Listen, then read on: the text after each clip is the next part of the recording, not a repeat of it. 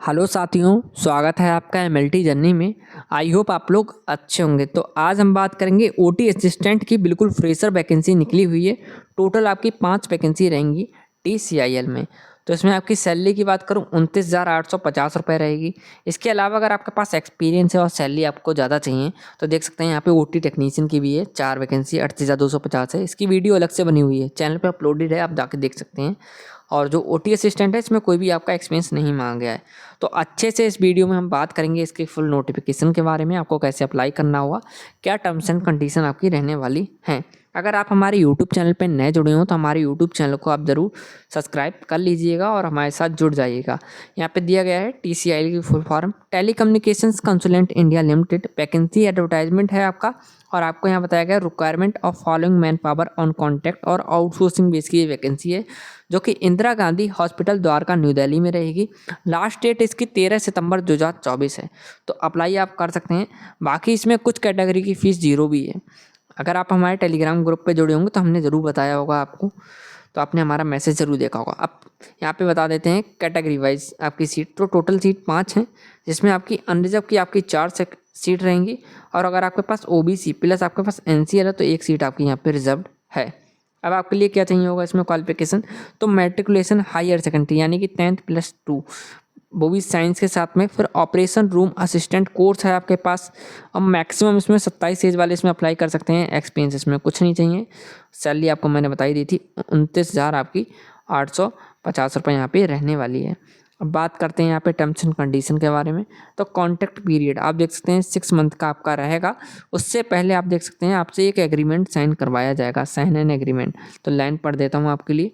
Upon selection candidate shall sign an agreement with TCIL with detail terms and condition उसमें होंगी to bring the requirement into effect.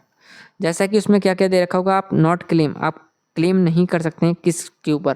जैसे कि अगर आप मान के चलिए आपका 6 मंथ ही रहता है, बढ़ता नहीं है, तो आप क्लेम नहीं कर सकते हैं। हमें 6 मंथ के बाद दोबारा उसके बाद भी आप नौकरी पे रखें। उसके बाद आप देख लीजिए रेगुलराइजेशन लिखा है, यानी कि परमानेंट होने के लिए आप नहीं कह सकते हैं। और आपको अगर वो टर्मिनेट करते हैं तो द कॉन्ट्रैक्ट में be terminated by giving 1 month notice के साथ में आपको वो टर्मिनेट कर सकते हैं 1 महीने पहले बता के। लीव्स देख लीजिए, यहाँ पे बताया गया है 1 दिन की छुट्टी 1 महीने में मिलेगी।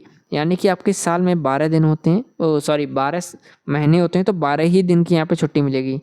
मैंने 12 दिन बोल दिया, तो 12 महीने होते हैं। ठीक है, यहाँ पे देख लीजिए 1 day per month with an aggregate 12 day in a calendar year. यहाँ पे दे रखा है, देख सकते हैं 1 day per month with an aggregate 12 day in a calendar year.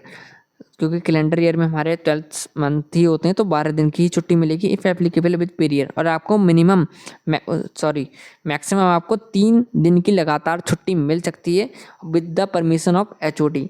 इसके बाद लीव्स के बारे में एक और बात बताई गई है 1961 एक्ट के अकॉर्डिंग। अगर आपको certain period before the after child birth के टाइम पे आपको छुट्टी मिल सकती है। अकोमोडेशन देख लीजिए, नो अकोमोडेशन और HRA will be provided by the Indira Gandhi hospital Dwarka और टीसीआईएल। वर्किंग आवर्स, काम का लोड कैसा रहेगा, यहाँ पे वर्किंग लोड देख लीजिए। तो ऑफिस टाइमिंग आपकी रहेंगी, शिफ्ट ड्यूटीज रहेंगी आईजीएच के अकॉर्डिंग, आपके वर्किंग आवर्स इसमें रहेंगे इंदिरा गांधी हॉस्पिटल के अकॉर्डिंग। रोस्टर वाइज ड्यूटी लगेगी। आप लेट आते हैं तो एक्शन लिया जाएगा आपके पास। संडे और हॉलीडेज में आपका कंपलसरी यहाँ पे ऑफ रहेगा। अगर आपको बुलाया जाता तो उसमें आपको मैनेज करवाया जाएगा। नेक्स्ट देख लीजिए परफॉर्मेंस एबुलेशन, आपका क्वार्टरली बेसिस पे आपका ये रहेगा। अब टर्मिनेट किस किस वजह से आपका कर सकता है, जैसे कि कॉन्ट्रैक्ट के बेसिस के अलावा, यानी कि कॉन्ट्रैक्ट पूरा ना होने से पहले आपको किस वजह से वो निकाल सकते हैं। तो देखिए पहली लाइन आप यहाँ पे दे रखा है, the person is unable to accomplish an assign work. आपको वो कोई असाइनमेंट देते हैं, आप अनेबल हो पाते हैं, ठीक है, अनेबल यानी पूरा नहीं कर पाते हैं तो आपको वो निकाल देंगे। इसके बाद सेकंड पॉइंट देखिए आप, the quality of assign work is not the satisfaction. ठीक है, आपको असाइनमेंट वगैरह देते हैं, आपसे वो सेटिस्फाई नहीं होते तब वो निकाल सकते हैं। इसके बाद में अगर आपको कोई वो अचीवमेंट वगैरह देते हैं, जैसे कि आपको कोई गोल देते हैं तो टाइमली आप अचीवमेंट नहीं कर पाते हैं, फेल्स हो जाते हैं। और the milestones as decided by the Indira Gandhi hospital Dwarka. इसके बाद हॉनेस्टी एंड इंटीग्रिटी पे आपके लैकिंग, यानी कि आपका शक होता है, ठीक है, फाउंड होते हैं आप, तो आपको निकाल सकते हैं। अब आपको क्या क्या ज़रूरी होगा तो देख लीजिए, सबसे इंपॉर्टेंट आपकी जो भी क्वालिफिकेशन होनी चाहिए फुल टाइम मोड में वो होनी चाहिए। अब देखिए 10th की मार्कशीट आपके लिए चाहिए होंगी, mailing address, email ID, category wise post, ठीक है। एफिडेविट भी एक बार माना होगा, मैं भी आपको दिखाऊंगा। उससे पहले रिजर्वेशन रूल देख लीजिए।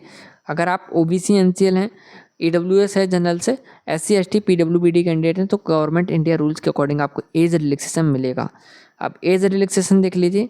अब देखिए यहाँ पे बताया गया SC ST कैटेगरी है तो 5 साल का एज रिलैक्सेशन मिलेगा। NCL OBC है तो 3 साल का मिलेगा आपको एज रिलैक्सेशन। दिव्यांगजन है तो आपको 10 साल का यहाँ पे एज रिलैक्सेशन मिलेगा। और दिव्यांगजन प्लस OBC हैं NCL तो 13 साल का आपको एज रिलैक्सेशन मिलेगा। और SC ST प्लस दिव्यांगजन है तो 15 साल का आपको एज रिलैक्सेशन यहाँ पे मिलेगा। अब यहाँ पे देख लीजिए NCL और EWS वालों के बारे में, क्योंकि उनका 1 साल के लिए ही वैलिड रहता है कैटेगरी सर्टिफिकेट। तो यहाँ बताया गया है 24-25 फाइनेंशियल ईयर का होना चाहिए, अप्रैल 1 2024 रिन्यूड आपका होना चाहिए। अप्लाई प्रोसेस देख लीजिए, आप सिर्फ ऑनलाइन मोड के माध्यम से ही अप्लाई कर सकते हैं, नो अदर मोड्स। ठीक है, means mode of application shall be acceptable. ठीक है, 2/9/2024 से ऑनलाइन एप्लीकेशन स्टार्ट हो गए हैं। SC ST EWS PWBD ठीक है एग्जेम्प्टेड, यहाँ पे आपकी कोई फीस नहीं जाएगी। और अदर कैटेगरी की 2000 रुपये यहाँ पे फीस जाएगी, वो भी स्किल इंटरव्यू बिफोर, उससे पहले। DD और ऑनलाइन बैंक ट्रांसफ़र के माध्यम से आप जमा कर सकते हैं, जो कि आपकी रिफंडेड नहीं होगी। अब यहाँ पे ऑनलाइन एप्लीकेशन के लिए क्या क्या ज़रूरी होगा, फ़ोटो, आधार कार्ड आपका ज़रूरी होगा। इसके बाद में आपकी 10th की मार्कशीट हो गई, आपकी all years end semester educational qualification marksheets हो गई, डिग्री डिप्लोमा हो गया, एक्सपीरियंस सर्टिफिकेट हो गया, DNC PNC और एनी अदर काउंसिल सर्टिफिकेट हो गया। 100 रुपये का एक एफिडेविट बनवाना है, अभी मैं दिखाऊंगा कैसा बनवाना है आपको। सिलेक्शन प्रोसीजर देख लेते हैं।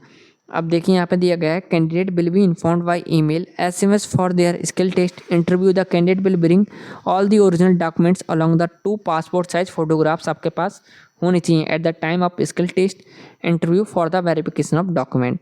दो आपको डॉक्यूमेंट के टाइम में आपको अपने डॉक्यूमेंट्स हो गए, फोटोग्राफ वगैरह, ये सब लेके जाना है, उसी दिन वेरिफिकेशन हो जाता है।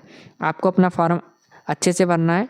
ठीक है, TCI will not accept any request to change the mode. ठीक है, आप कोई भी इसमें चेंजेस नहीं कर सकते हैं अगर आपका गलत वगैरह होता है। नेक्स्ट देख लीजिए, अगर आपको सिलेक्शन आपका होता है तो यहाँ पे बताया गया बाई ईमेल आपका ऑफर लेटर आएगा, 7 दिन के अंदर ज्वाइन करना होगा। और उसके अलावा यहाँ पे दे रखा है आपका police clearance and medical fitness आपका वेरीफाइड होगा, वो भी ज्वाइनिंग के बाद में। इसके बाद देख लीजिए, यहाँ पे बताया गया है आपको कोई भी क्वारीज हो आप Gmail ID पे उनके मैसेज कर सकते हैं। एफिडेविट कुछ इस प्रकार बनवाना होगा, जितनी भी आपने जानकारी वगैरह दी है ट्रू है। ठीक है, इसके बाद में दे रखा है सिग्नेचर आपको करने होंगे, डेट डालनी होगी, प्लेस होगी आपकी, यहाँ पर आपको अपना नाम डालना होगा। अब आपको ये PDF हम अपने टेलीग्राम ग्रुप पे भेज देंगे। टेलीग्राम ग्रुप की लिंक इस वीडियो को डिस्क्रिप्शन में आपको मिल जाएगी। और इस चैनल के साथ आप ज़रूर जुड़ जाइएगा, सब्सक्राइब कर लीजिएगा ऐसी मोर अपडेट के लिए। Thank you.